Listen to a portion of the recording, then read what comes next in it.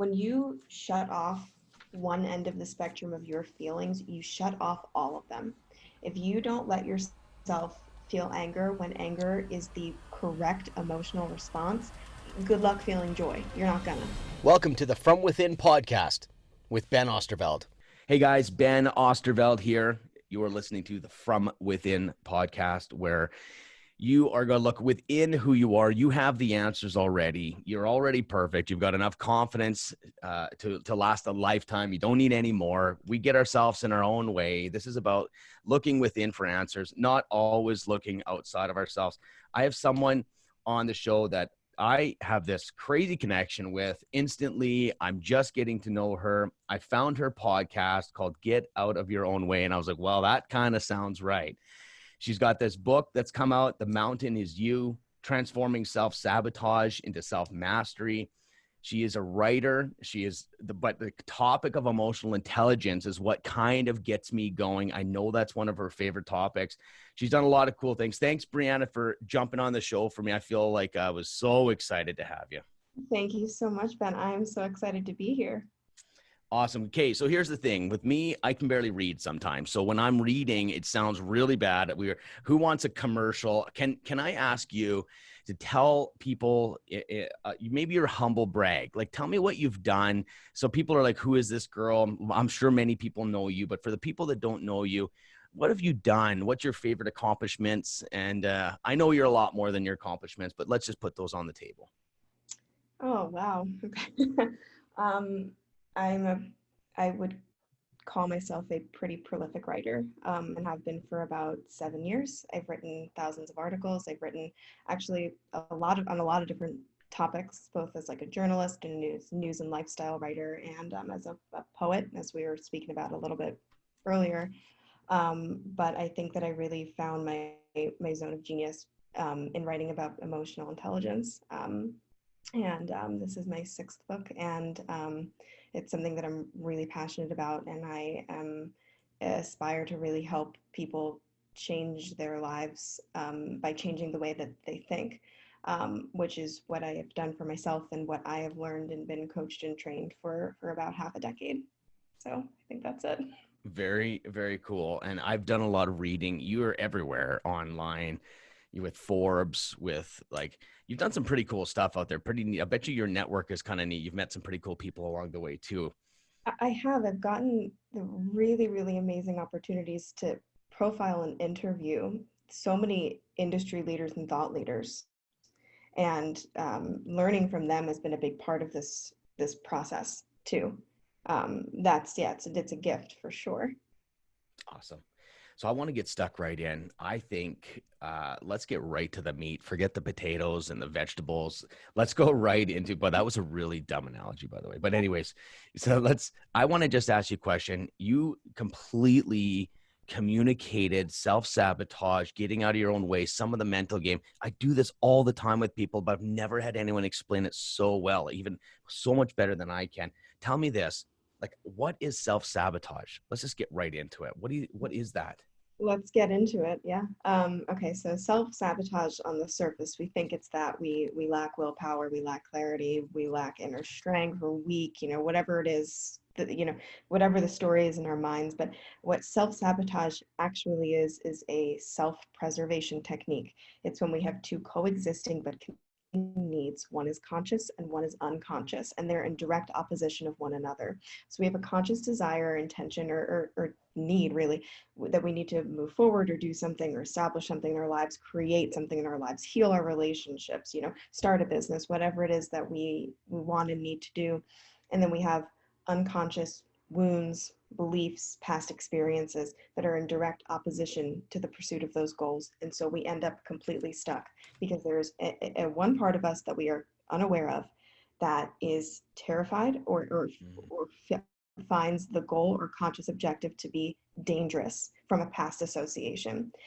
And so until we reconcile that, we can't move forward. So let's give an example. Let's give this example. That's amazing. I think that's going to be something someone's going to have to sit and digest that. It's got so much truth in it.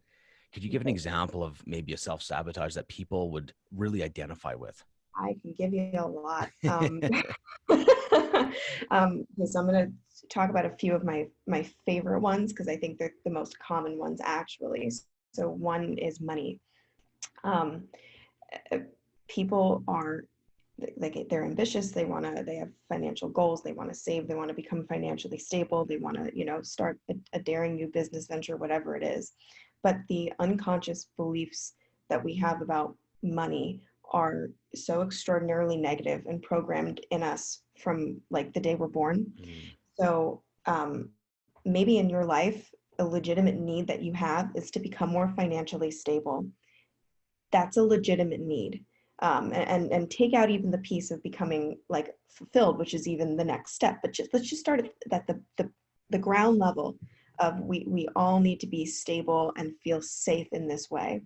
So why would it be that over time we find ourselves like completely sabotaging business opportunities or doing what we know we would need to do or saving or spending? Well, in the writing of this book, I came to find it was when we believe that, for example, a person who has money is inherently morally and ethically corrupt. Mm. We believe that people who have money are bad people. Yeah. We believe that when we get it, we'll just magically lose it. We can't handle it. We're not responsible enough. A big one, we don't deserve it. Imposter syndrome starts kicking in. We don't deserve this. Who am I to have this? In a world of so much suffering, who am I to demand such Wow. abundance? And it comes from an incorrect view of money as a status differentiator, which it can be, but it shouldn't be. And what it should be seen as is a tool. It is a tool. It is a tool for your life, and it is a tool in the lives of other people. And people who are actually morally and ethically corrupt are pretty fearless in the face of asking for and demanding this tool. And more good people with true hearts and the right intentions to help themselves and their families and their communities and the world need to be just as fearless and daring about stating their worth and demanding it out of life. Because once you do, like it'll pretty much align for you. Man, But do I those love that. unconscious beliefs about it are all what's standing in the way. And so it's not your lack of willpower, it's not your ability. It's really that deep down, you don't want to be a bad person. You don't want to be disliked. You don't want to lose control of your life. That's so valid. Who would? But until you Amazing. address that, you can't move on. You can't move on. Man, do I love that. I love how you say, like, what an, like, I'm just trying to like process this. I'm such an extrovert. When I talk, I process. When I'm not talking, I'm not even thinking. So the part that you said, like, the guys that are fearlessly demanding this tool or going after this tool, uh, it's it's amazing. They get it, and you're saying we need to be more like that. Just go get it. Is that what you're saying, Brianna? What I'm saying is when people have the fear of wanting to be ambitious and have a great business and be financially stable, that fear is that they'll be a bad person. It will make them a bad person somehow.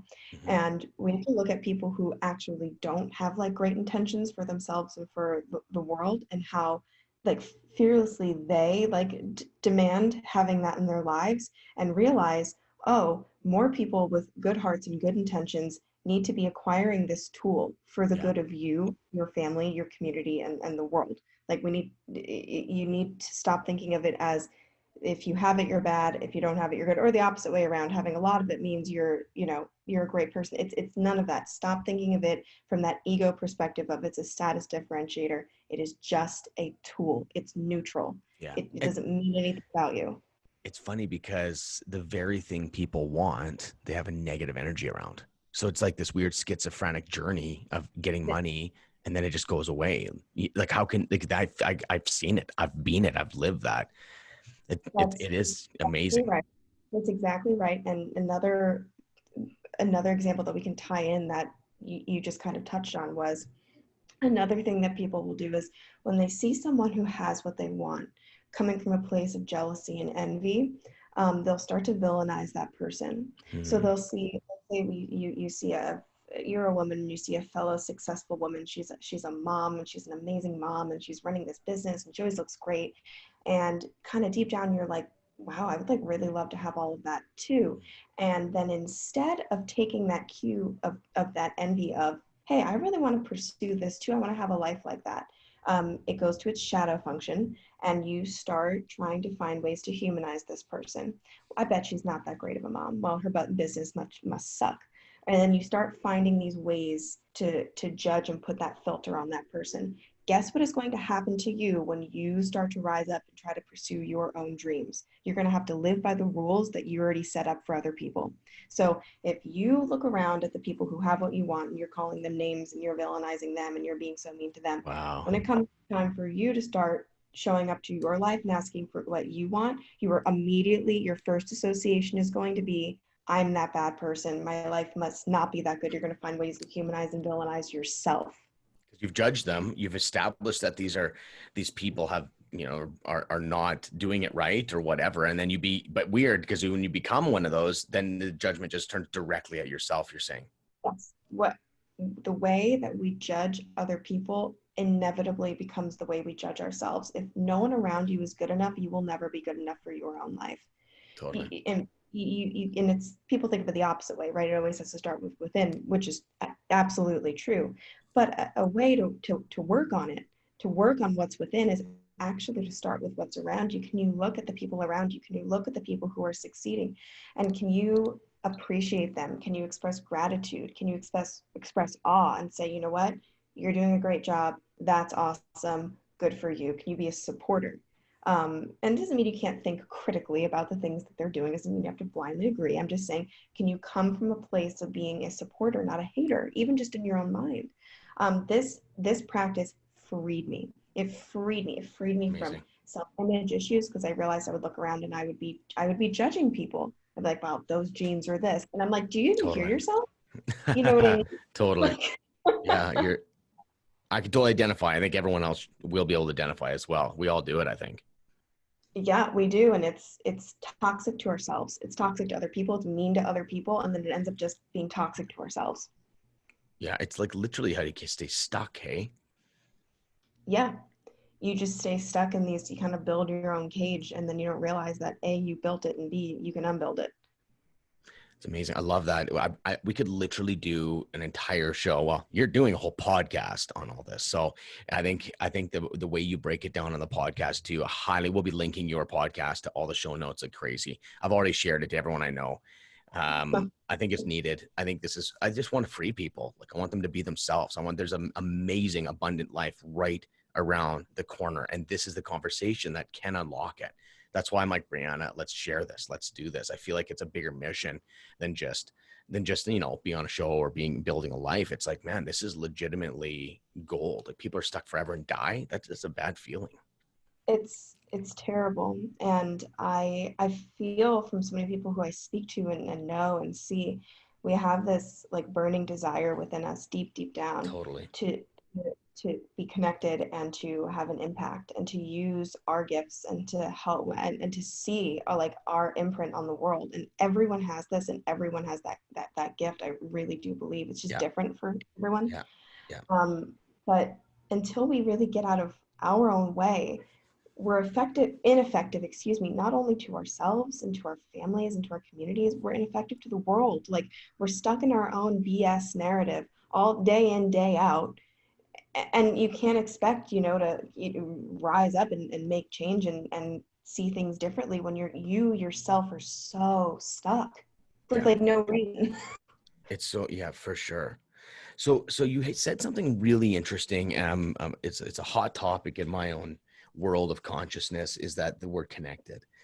We have words, and what I know, Brianna, is that when we say the word, we just assume, I know nothing you're doing this, but as a society, we think we all understand what that means. And I'm really big into like breaking it down, because connection is a really just easy word to say. And I was reading a little bit about you, and you've gone through some mental health issues. You've wrestled with some anxiety and depression, and I'm hoping it's okay to bring that up. I saw it on an article, and you said you weren't happy with your life, but this is what I circled it on my notes here. I was not connected. And I'm like, what does that mean to you? I think because the audience and the people that follow us in our worlds, it's like, what does that mean? I was not connected. And can you give a little backstory, a little bit more on the mental health stuff that you've wrestled with and that journey? Is that okay? Yeah. Oh boy. Yeah. So You're correct in that I don't think most people have any concept of what connection really is, because to have an actual legitimate connection, you have to be vulnerable. And that's pretty much next to like uncertainty and the unknown, like people's like number one fear is a vulnerable is the opposite of feeling safe. Um, so when I say connection, I mean I'm first connected to myself. So that means I'm connected and aware of my needs and feelings, and those have to be honored and taken care of first. Yeah. And then the next part of that I mean is we think that like social media is connection. We think we're like a hyper connected society. We are not. Connection is your ability to like show up exactly as you are in your authentic truth in that really vulnerable place, and have someone meet you where you're at and share their vulnerability, back with you. It creates this almost different dimension of existence between the two of you, and then it kind of opens up. It opens up if you have like a group or a community, Yeah. where you're not hiding anymore, and you're actually doing this very honest and real exchange of energy and thoughts and ideas, and everyone benefits from it. And you get this feeling, is what it comes down to, this feeling deep inside of you of, I am seen and I'm appreciated how I am right now. Because showing up with the mask on, the facade, it brings you farther and farther away from yourself. So you think like, I'm going to construct this whole self-image, I'm going to try to be all this and that, and when people see that, they're going to love me. And then what you find is it's actually the mask that's getting all of the love. And so what that teaches you is you better bury yourself farther and farther and farther and farther away, because who you are is intolerable, and the person that you've kept on the outside is perfect. So don't let anyone see Crazy. anybody but that person you really are pretending to be. Um, this is probably like a really random thing to add in, but I like random because then it gives me okay. permission to be random because I can't help it. Yeah. So let's do it. Um, a way that I like, something that really helps me with this personally is like, I don't wear like makeup very often. I used to wear it all of the time, and there's Wow. nothing wrong Wow. with it if that's part of your self-expression. I don't want anyone to get the wrong idea of what I'm saying. I'm just saying for me on my It's journey, a great example. it was I actually realized that I was literally like putting on a mask for me, just for me. And don't get me wrong, I like still wear some, like, do you know what I mean? Yeah. Like I still do it. But it's now coming from a place of, I want to look like my genuine best self. And before, if I'm being very honest, it was coming from a place of, I think that I am so terrible looking. I need to reconstruct my whole face, and then maybe you'll think it's like okay if I've Wow. oh, I don't I love know. the honesty. I love it. I love the honesty because it's a little rough around the edges, but it's real. It's what's really going on. You could be like, well, I wasn't the best. No, I felt this way. I think people Yeah. need to connect with the reality of what they really feel. They polish it, and you're not polishing it, and I appreciate that. Oh, thank you. Yeah, I don't think it doesn't help me. It doesn't help anyone if I'm, you know what I mean? I'm not just like saying Mhm. really what I was feeling at that time. And this is also part of that connection piece, that vulnerability of like, how often do you show up and say the truth of how you feel? Like, how So often do you true. do that? How often do you show up as yourself in that moment and in that day, and you're not trying to manage your meta perceptions, which is the way that you think other people see you? Yeah. And I actually have a friend who talks about this a lot, which is we spend so much of our lives trying to manage other people's perceptions of us She's that awesome. we actually forget who we are. And then we have a different perception to manage for every person, because it's built based on what we think they want. Crazy. And not only does it not work because it's unsustainable and you're going to be deeply unhappy, the other reason why it doesn't work is because you're not actually having a genuine connection with that person. So you're actually not getting anything out of it. Like, you know what I mean? I love the idea of I really, yeah, like I'll give a little example. When I met my wife, I had a crazy background. Most people listen know my background. I met my wife, and she loved me for me, and it was the first time in my life I felt that, like, wow, you really love me. Like I've been beat up all my life. You love me, and I went, I need that feeling again. So it became very focused, and so I would do what I needed to do to get that feeling. So what happened was I buy her flowers, I romance her, but I realized it wasn't a connection. It was almost like I was doing what I needed to do to get what I needed. And it Yeah. fell short until the day I evolved and I had my own breakthroughs of like, wow, I really don't need her because I can get that myself within myself. And then I went back to it and be like, wow, I want to buy her flowers. And then the connection changed, but physically it looked the same, but it wasn't getting in because it was You're kind of like that. you're describing exactly what I was just trying to say, which is like when the intention behind it shifts, and so the entire experience of it shifts. It's no longer like I'm trying to convince you to love me or get this feeling. It's like I'm showing up as me, Yeah. and hoping you connect with that. Speaking of your um, cute story, I guess, is the first day I met my husband. We worked together at a co-working space, and a mutual friend of ours was changing her name, and she was having this kind of get together where everyone stood up and said something that they were going to let go of, because she was letting Yeah. go of like her past identity, and everyone like Yeah. put the piece of paper in, and we all did this together. Cool. And so you both there, the first time that he'd ever seen or heard me or we ever met is I stood up and I said what I was going to let go of, and I actually to this day don't even remember what it is, but I'm sure that I went for it, you know. I Yeah. probably said something that was like probably too much. And he said, I just you that, wow, like that woman has courage. Wow, I have to talk to this woman. Mhm. That was the most courageous thing I had heard. And that started our connection of that one moment of like really intense vulnerability for me. Amazing. And yeah, I think it's crazy because once you've kind of, broken through that invisible barrier and you've broken through and you realize, holy crap, that's what love feels like. Mm. It's like, I just feel like I know people haven't really experienced it, but I think it kind of becomes, uh, it, um, um, I don't know. I kind of hunt for it now, Brianna. Like if I feel I'm in my own way or if I'm not being authentic, I'll do the no makeup analogy. Like I had a minivan, like I had a Cadillac and my car broke down and my mother-in-law says, "Hey, there's this minivan." Okay. Like we're talking like not even a Honda Odyssey or not even a Toyota. We're talking like a Dodge Caravan base model, but it was older, but it had no kilometers on it. And I could pick it up for $2,000. So I'm like, of course I'm going to buy it. But then I'm driving it and everything inside me is like, you are not cool. You are driving them. You are a loser. And so I felt that I'm like, okay, I'm going to buy a different car. But then I went, holy crap, why am I buying another car? This car has no mileage.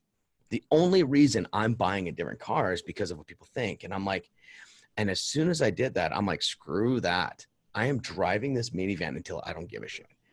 And it was Um, like the best thing ever. Like I still drive it today.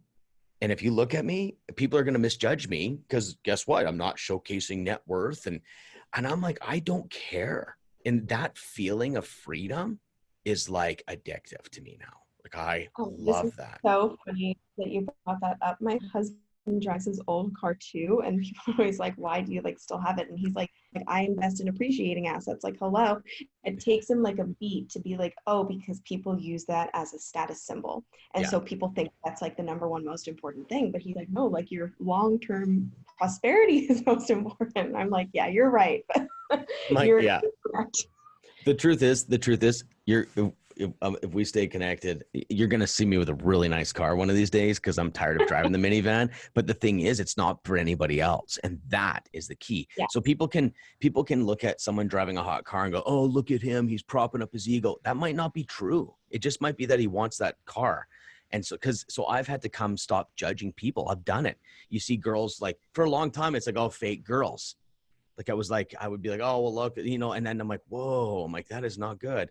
And I would like, you judge people with hot cars, like some guy that's egotistical. It's so easy to paint that picture, but I realize it's like, wow, I have to become confident enough to actually drive a hot car now And because that it's the other side of it is like, people are going to judge me as a try hard. Like it just goes both ways. it comes back to just what we were talking about before, which is one, it's always the intention behind something, but two, like if we too harshly judge someone for doing whatever it is when it comes our time to get a car that we love, like we're Mm, gonna have a hard time with it because we're gonna be like, oh, are people thinking we're this or that? Or when it's our time to, drive an old car, like what is that judgment in your head? It's like, right, it's what you've picked up and heard from other people saying about people who do this. yeah. And then you create this like obstacle to your own truth, because you're still trying to perform and uphold these images for other people, which is it's a spotlight effect, really. I think social media has really like made it pretty bad, and it's something to stay like super conscious of as much as we can. Yeah. Which is that the world is not revolving around you or me or any of us, and our world does. And we are all kind of like putting our lives out there and presenting it and connecting with other people in a way like never before. But still, no one is actually thinking about you the way you were thinking about you. Yeah, totally. Like no one. It's like, yeah, surprise, surprise. No one cares. It's no one cares the way that you're thinking. And how freeing is that? So How freeing. freeing is that? Love that. Like I was like, I asked one more thing. I'm sorry, I'll stop. Yeah. No, good. After this, but this is another thing that came up. I remember in my process of trying to be more myself, I was like asking him one day, I was like, do you think I could like go without foundation? Like, do you think I need to wear it? He was like, what? I was like, guys, do you think I should? You're just looking for someone to give you permission because you're like, especially guys. Yeah. And he was like lost. He was like, I don't think you need me to tell you that. Like, that's what? Cool I have answer. to answer that. That's a cool answer. And I was like, yeah, you're right. I don't know why I'm asking. I'm thinking like, I'm asking like, do you think I look okay? And he was like, I just don't think you need me to tell you that. Like, I think that you can. That's amazing. Make that decision for yourself. Like, it's crazy in these very personal decisions that literally affect nobody but me. I'm still looking around myself for permission to just be who I am. Which in weird way though, Brianna, is okay. Like it's almost like I used to be like, I don't need permission. But one time I had a mentor, I'm like, look, I'm not trying to ask permission. He's like, Ben, it's okay. Sometimes we need that. And it's like, you're so right. That's support. It's okay. It's like, of course, like I love the idea that your husband's saying, Brianna, you find your own strength. You don't need mine. I love that. But then it's okay though. Like some people just need a little bit like, hey, but if it's happening all the time, well, you need to throw it back to someone. Like you need to be strong yourself. But yeah. Like a strong sounding board in your life. Like people you like love and trust, and like I have like a close group of friends who are like my sounding board of always like, what do you guys think? Great. Yeah, because you need it, and you're not alone. You don't have to do it alone, Yeah, so true. So there's a topic on your podcast I loved, and it's a real hot one. Money is another hot one. I think anger. I didn't want to miss out on your perspective on anger. I just actually had a coaching session with a man, and it was about anger. And I loved your talk about it. Can you talk about, what is anger? What's going on with anger? People hide it. They don't embrace it. It's just like this weird person in your life you don't want to talk about, but is there. But, so what's going on around anger? So there's not to plug this, but there's a chapter in my book in which I talk about plug away, Brandon. Remember, go get it. So there's a whole chapter where I talk about all of basically the most common negative emotions that we feel. And all of them are actually very beautiful, very important, and should be very honored and valued in your life. Anger is an amazing emotion. It's a transformative emotion. Anger shows up when a boundary has been crossed that we didn't know was there. Anger says, you went too far, and maybe I didn't realize that this was my line before, and I know it now. Anger says there's an imbalance or an injustice, and we're perceiving right and wrong. And really, all anger is trying to do is mobilize you. That's all it's trying to do. It's trying to mobilize you to course correct. And so what people do is they think anger is really bad and scary. And so they suppress it. And when you suppress it, that's when it turns into its shadow function, which is aggression. So when you aren't honoring anger and listening to it and expressing it in healthy ways, it starts coming out in unhealthy ways that are not only unproductive, it's almost just like releasing the valve. Like you just got to get all this energy out somehow. And so you're just doing it. And then this cycle continues because you still haven't corrected the thing that you were angry about in the first place. Or and if it's something that doesn't have like, a one-time immediate correction, at least just be aware of it. At least just know that angers me. Seeing this brings me anger because I feel X, Y, and Z. If that makes any sense. I love it. I have kids, and the way I was raised, not a fan. but I've changed how I raise my kids. My wonderful wife is like a kid whisperer. I'm not even joking. Connection with kids is her thing, and she's taught me so much. I'm still not bad. I definitely feel good about being a dad, but definitely it would have been a horrible experience without my wife. But anger is something that we are 100% okay with in our house, and that's something that's new for our household.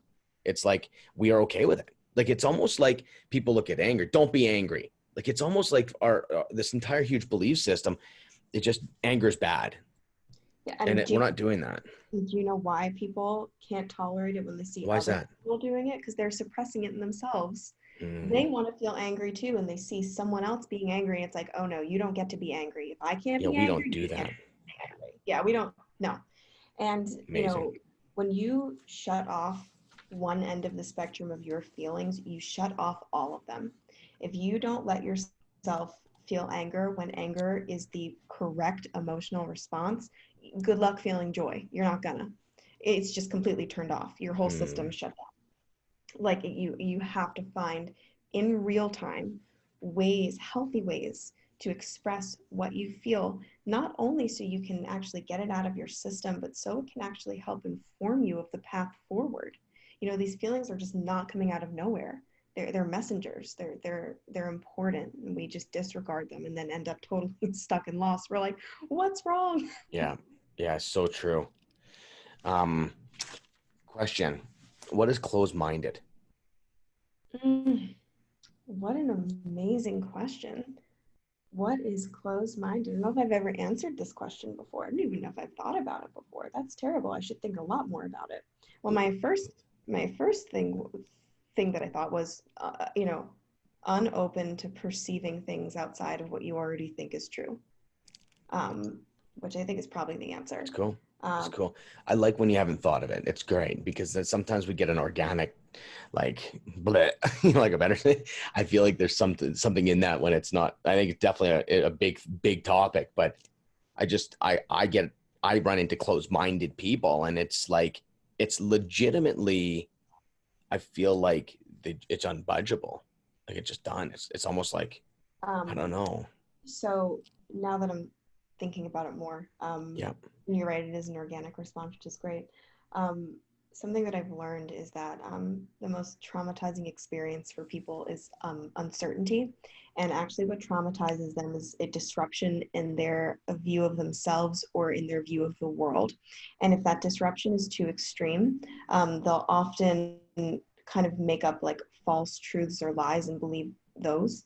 Mm, Um, because it kind of restores their previous worldview. So I think when we're closed-minded, it's when we have new information is introduced to us, and it has the potential to so severely disrupt our view of wow. ourselves or of the world that we won't even really consider it. And I'm sure everyone listening has met so many people who are actually so fragile that like Yeah. one knock, the way that they see things, and that's honestly usually a sign that the way that they're seeing things is like not correct Yeah. in the Or first place. yeah, built on something not a solid foundation. It's Yeah. not a solid foundation. And I think that like the opposite of that is, can I hear this? Can I think critically about it? Can I consider its validity? Can I consider its truth? And how might I adopt that into my view of myself and into the view of the world? And that's how we grow. That's how we Mm, evolve. It's the way that we, when we have like, a big life like challenge, the thing that I write about a lot is we actually have to invent a new self, someone who is capable of handling this. And mm, I realized this when I would get stressed about, whatever it was, money or whatever.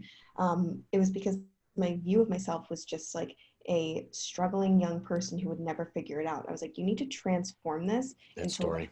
a, it you needed to rewrite this story and like you are, and I think that actually the exact story I wrote was I wasn't comfortable saying like I'm amazing with money.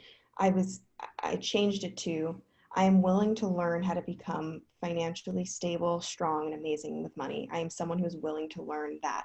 And just the Mm, willingness to be different is actually what made me different. Of I don't know everything and I'm never going to know everything, but I am actually I'm willing to try. I'm willing to keep my mind open and I'm willing to learn and I'm willing to grow. So you wrote a believable story, not one that you think you should be. Like, I'm amazing. I look in the mirror every morning and I'm amazing. And deep down, if I feel like you have to, what I'm hearing you did was wrote the story that you could connect with and believe. I think that's, yeah. And I think that's why like some affirmations can be really hard for people of like, So true. I love myself, and that is so far from your truth. And that is so far from anything you feel. Could you change it not from I hate myself to I love myself? Could you go from I hate myself to I am willing to hate myself a little bit less? I am willing to see Amazing. maybe one redeemable quality about myself. I'm just willing. I'm not even saying I will. I'm not even saying I'm going to. I'm just willing to be open to the possibility. And I think like once you establish that, you're like, okay, yeah, well, I don't hate myself as much right now. Okay, I was willing to do that, and then it builds and it builds and it builds. Amazing. I've read a lot actually that when we try to do that jump too severely from just like total low, just I can't to I can, it almost reinforces the original belief because it's so, you Possible. know, the new affirmation that we're trying to, you know, bring into our minds and our lives is so unbelievable. It almost reinforces what we feared anyway. Like if I had kept saying to myself, well, I'm going to be amazing with money now, but didn't really know anything about And the it. Well, of results course, don't matter. Yeah. I'm going to have no results. I'm going to fail. And then I'm reinforcing the fear in the first place, instead of just stepping in the right direction. I love it so much. I feel like just get yourself a win. Change your brain Yes. chemistry. Just get a win. So you have a reference point that says, oh, I moved forward a millimeter. Oh my goodness, I did. And it's almost like, how do you build confidence? How do you, it's just get a win. Someone, it's so true. Like, I'm amazing. I'm, like, I'm beautiful. I feel ugly. I'm amazing. No, I'm not. Like, it seems like insanity to me, some of these things. Yeah, Just too fast. and it's probably also like slightly unrealistic. Yeah. Yeah. um, It's so true. So Instead true. of being all or nothing, can we like see ourselves honestly? You know, I'm a person like everyone else. I have strengths, I have weaknesses, I have redeeming qualities, and I have character flaws. And am I willing to see like the totality of myself? Am I willing to see myself for how I actually am, so I can actually play into that, play Yeah. into those strengths and weaknesses, instead of just trying to like bypass them? And you know what I mean? Totally. It reminds me of, I've gone through a lot in my life. I've had to figure out a lot of crap in my life, and because I didn't want to be broken all my life. And one thing is, I got into so focused on personal growth that it was really interesting because I would go after things that were holding me back and everything. But then what it turned into was the looking for enlightenment in a way, like where, like there's almost like, uh, I was just always pursuing more freedom, more growth. And I realized that if I don't accept myself today, how I am today, this is actually turning into a very negative experience of me not being good enough. Oh boy, I could talk about this all day.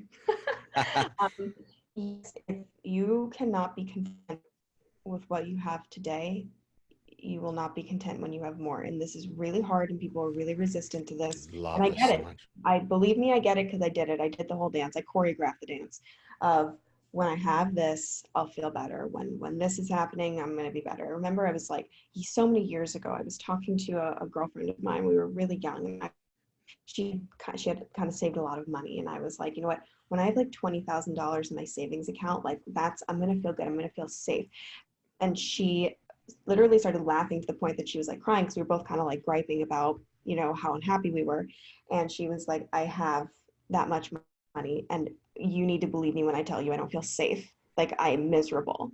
And Yeah. that was the first time that I thought, oh, like, you know, this is great and something that I should work toward, but this might not be like the end. Like if I don't find a way to appreciate the little things about today and show up to today, the good, the bad, the in between, this is my homeostasis. This is how I'm going to show up to every day. And what about when that day comes, when I do have that really great thing, and you do meet that person, and you do have that huge win?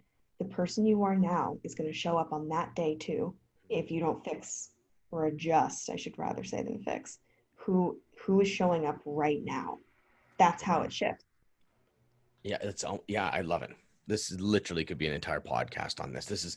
I work with people and this is what they wrestle with. This is what they wrestle with. I'm like if I can get here, if I can go there. And I know this is, you choreographed it. I danced it, I get it. It's like the freedom, a new level of freedom that I was looking for was not in fixing Ben. It was accepting Ben. Oh my God. You got to say that one more time. Sometimes I say things I don't know clue what I said, but sometimes I said that the real freedom that I was hunting for, I was really going after, wasn't in fixing me. It was in accepting me. Yep. And that really actually is the ultimate growth that we're looking for, even though we, and I, in the book that I wrote most recently, which is named The Mountain Is You. Okay. The thing that I keep coming back to is you need to listen to yourself and your needs and honor who you are today, right here and right now, instead of just trying to blow past all of this like resistance and fear that you feel. These are pieces of who you are right now. Like the ultimate growth that you are really looking for is like complete presence and complete acceptance. And look, we're all on a journey to get there, and it's not going to be easy to get there, and we're all going to work on it. But that's what it comes down to, of can this moment be enough? Can me as I am today, can I show up? Can I be vulnerable to have that connection? I mean, I think it's just like the portal to like everything we want. There's a sign, no, where was it? I was going to say it was in Bali. It was somewhere I went. It was like, oh gosh, I hope I can remember it. Why want and yearn and struggle when the now has everything we could ever wish for and more? And I remember that stuck with me so much, that everything we're pursuing, those feelings of the joy and fulfillment, they are only ever going to be experienced in the now, in right now. Like we can't just like put them off and like in 10 years when I'm doing better financially, then I'll be happy. It doesn't work like that. Yeah, it's amazing. I'm running a program, filling it up right now, and I interviewed a guy who was 65 years old, and I'm like, why are you wanting to be in this program? You've done a lot of the good things, you've got success, you know how to do this business. He says, well, I'm older, and I want to be ready for retirement and all this. And I'm like, hold on a second. I said, what does that look like? Well, $1 million in the bank. Well, first of all, $1 million in the bank is weird. It's not even his thought, because for some reason, $1 million's our number. And then I'm like, okay. I said, I got a problem. I said, you're 65 years old. You could die next year. I said, think about that. You're waiting to have $1 million in the bank, cash. And then you'll do what? Oh, I travel everywhere. I'm like, why are you not living now? I said, why aren't you not living now? And I'm like, dude, I said, right now, I said, literally, you could die. You're 65 years old. You could get sick and die next year. He goes, well, to tell you the truth, I had 2 heart attacks already. I was like, holy crap, dude. And you're still chasing the million. He actually signed up for the program after I kind of gave him shit. And because I'm like, I don't even know if you fit this program, but if you want to hang out for, 12 weeks, I said, I'm sure you're going to get something out of it. It's like, why are you chasing that? And it just like he was going to die with chasing $1 million, never being happy today. I'm sure you probably read it, and probably everyone listening has too, but I'll bring it up anyway. The 4-Hour Work Week, Tim Ferriss. Yeah. Blew my mind open. And I realized that what I was doing today was I was like planning for retirement. Like I was putting like, it actually my husband and I read it, and we actually changed like our whole life plan. Like we were going to like retire in like California, and we're like, nope, we're going in 5 to 7 years. Like we changed everything, because we were like, oh, we literally psychologically were like, okay, we're going to bank on like being happy and like doing exactly what we want in like those last 20 years of our life. We don't know that we're going to have. Like this is not it. Yeah. We have to find a way to live in that today, and to integrate it into our lives today. Because right now 100%. Because nothing is guaranteed. And I find myself still struggling with, I get an inspired thought, maybe this happens to you too, and I know what to do now. I know is the next thing that I'm doing. And then I start panicking, because I'm like, what's after that? It's like, I want to see the whole path. And it's like,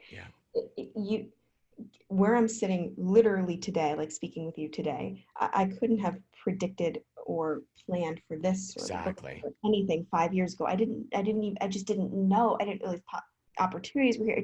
I just didn't know. I can only take this one day at a time and one step at a time. And then I'll make an informed decision when I get there. But trying to plan so far ahead, it just like totally Well, you sidewinds it. actually limit yourself. That's Oh all. my And God, because if you actually hit your plan, you're not going to be happy because the plan is going to change. We have to give room for that to flex. 100%. Yeah. And the willingness also, I would say, is part of that to the idea of failing. This is Mhm. another big one. That's a big Is one. I don't want to let go because I don't want the feeling of I've failed. I Yeah. don't want to, and believe me, I have started, stopped, began, and had to leave so many things, and every single one of them was a portal to where I was supposed to be. Every single one. Like 150%. I love it that. had to go. It had to go. And if I wasn't, I mean, like relationships, jobs, I Mm. mean, whatever. Like if I wasn't willing to have the courage to say, this isn't right and I know it's not right and this isn't working and I know it's not working, like I would literally still be completely stuck. Um, Yeah. and that what is that fear? That fear of what is it, defeat or it's over? Is that what like the fear of failure is, do you think? I don't know. It's a big one. The fear of failure. I don't know. I think everything comes back down to if I can get what I need from myself, those things go away. Because I Mm, feel like if I'm happy with me, if I can love me, if I can get my acceptance from me, then the fear of failing has to be about other people. It has to be about an internal unhappiness that this is the mark I want to be and I'm not going to meet this mark. But why am I trying to meet that mark? It's just this internal, like, I think if we could realize we've already won the game today, everything else is bonus. Like I can't, I believe I can't fail, Brianna. I can't. It's impossible. I've already won. I got a uh, wife that's into me. I've got my kids that run to the door. I used to live on the friggin' streets. Like this is, I won. I get to talk to you today and we get to build a relationship talking about real cool shit. I've won. I got bad shit that happens, but that's okay because I've already won. So I don't know how to do the whole get rid of the fear of failure. I just know that if I can really love who I am, accept who I am, and realize that I've already won, I'm on bonus time right now. I kind of have this weird. So I don't know if that's just me, but that's where I'm at. no, it's not just you because one, I've consciously shifted like my fear of what other people would perceive as failure to, okay, your number one fear needs to be that you don't show up to this day and like waste your entire life like Mm, worrying, wondering, thinking about the future. That's got to be your number one. And number two, I actually have a post-it up on my office and it says the trophy is yours. And I once had this dream when I was like a little kid. I would do like gymnastics competitions, but like not like oh. real ones, you know, when you're like little. Yeah, yeah. And all I wanted when I was a little girl is I just wanted a trophy. I just wanted a Mm, trophy and I just wanted to like get something or win something. So I showed up to the competition and everyone got like a trophy. And I remember looking at it and I was like, you already have it. Like the trophy is yeah, already yours. Now I show up love and that. do your best because like then you got like ribbons based on how you perform, but like you got that trophy either way. And that stuck in my head of like the trophy is yours. You've already won. Like show up and do your best today and now. Mm, But just know like the fact that I was able to even just like show up and write a poem today, which is, I guess we didn't talk about it on here, but really like my hope and dream for my future. Like the fact that like I can wake up and like contribute to that today, I won. I did yeah, it. it's That it's I did it. and you know what's crazy? It's easy to win. I've been reading so much about this too, about like winning today. It's like the easiest it's ever been, Hmm. like historically. Just opportunities are here for us that just were never there before. Um, Sure. but I actually go back to what I think you're more saying, and I completely agree with this. Like, if you actually think about like what it is in your life that means like winning, like and then whatever that means for you as an individual, like, are you loved? Did you have the courage to be who you are today? Like, are you living in truth? Like, whatever Yeah, it is, it's totally. often simple. I talk about this It's in the book simple. too. At Yeah, the end, it's that the things that people actually want out of their lives are like really, really simple, like the simplest stuff. If you get someone to open up to you and talk to them about their actual desires, there's a lot of stuff on the outside that they think they should have, or what other, a meta perception of what other people would think is great. And then if you boil it all down, most people are like, I want to be with someone I love. I want to do something that I feel like has an impact on other people, and I want to really enjoy my life. That's like usually what it comes down to. Like people don't actually like want for a ton. I think that those over exaggerated desires tend to be like a compensation for feeling as though they can't have those simple but real things. The real things. It's simple. Yeah. It is. So Brandon, I'm getting close to time here. I feel like we could like literally just connect and hang out. And I think that I hope we can do that. I love it. I always say I'm looking for my tribe, and I feel like we're connecting on the same level, and I love it so much. I think this is a Right. very, very passionate topic for both of us. I can tell. I've got a couple speed questions because it's fun Okay. and it's a little get to know you stuff. So why don't we shoot for those just to make it fun, and then we can wrap it up. If you were to make a scratch and sniff sticker, what would be the smell and what would be the picture? First of all, this is already an amazing question. Um, Lavender and lemongrass. It's my favorite combination. And the picture would be a heart. Lavender and lemongrass. It's a very nice feeling stamp. Scratch a stiff sticker. Nice. If you had $100, what would you buy right now? If you had 100, I assume you have $100. We got $100 to spend. What do you buy? An online course. An online course? Yeah. Cool. So you just loving the learning side of things, Brianna. Yeah, that's like none of this is possible without it. Like I have to be a Amazing. constant student. I have to be always in the I'm learning something mindset. Otherwise, like I plateau. Amazing. Let's see here. One goal you had in the past that you look back at. Sorry. One goal that you were very passionate about, but now you look back in the past and it has no alignment anymore. Oh my God. Oh, anything that I thought I wanted before the age of like 21. Um, I used to really like to sing, and I thought I could like, I don't know, be a singer. I'm Love really it. like not good. Love it. So I it was just love it. originally like, bad. So, But but like I really like bully. I was like, I think this is it. you're like, I am going to be a singer. I love it. It's funny how we do that. That's why we have to leave ourselves room to change, because we can get really sold out on an idea and they're like, yeah, that was kind of dumb. Like we all have that in some way. I thought I was gonna be like Britney Spears, and I was like a little kid. I thought it too. That's hilarious. Okay, what if there was something that someone could help you achieve or get right now, what would it be?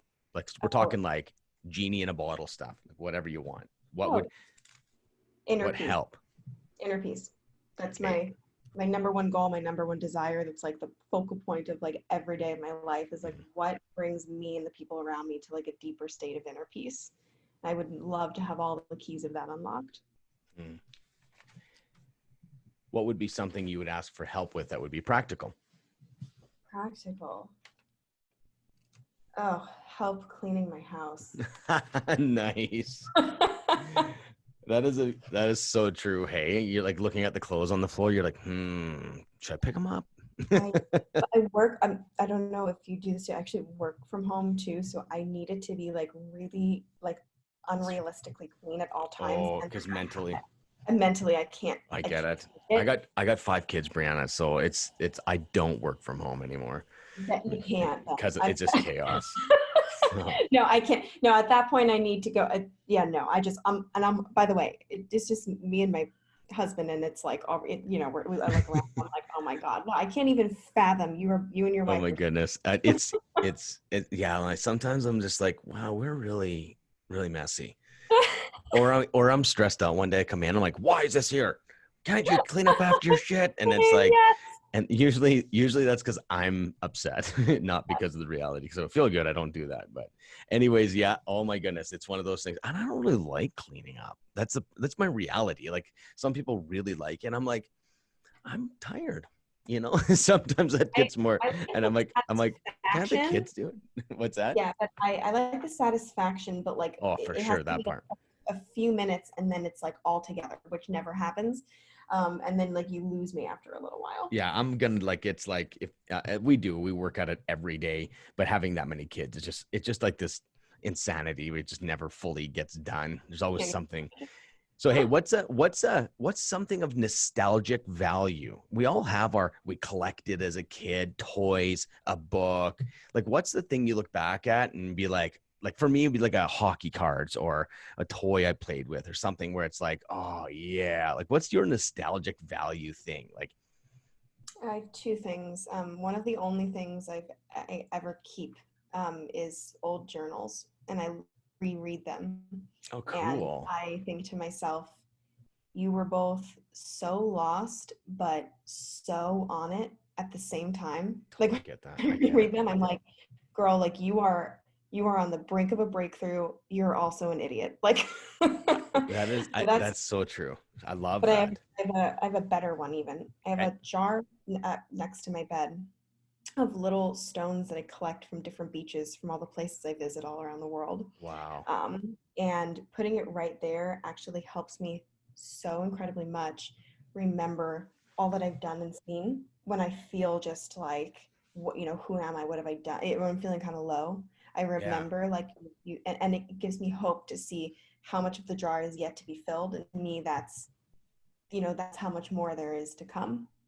That So is that's so been cool. really I'm glad. That's why these questions are so different. Like when we're chatting, we get so deep but like to find out like you've got a jar beside your bed with all this meaning behind it. Like that's so cool to get to know you for real. Like I find like sometimes the little speed questions are very, very interesting because you get to kind of know it's you. stuff I like never would think about either, like to say.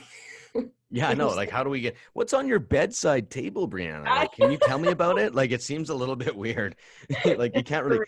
So, anyways, you know what? It's 11 my time here. I actually just texted my assistant, said bump my meeting for 5-10 minutes. So we don't have to quickly get off. But I just want to say thank you so much for being on the show. I'm so glad I know you. I feel like our our missions are aligned in some level, and it's a relationship I'm excited about. Oh, me too. Thank you so much for having me.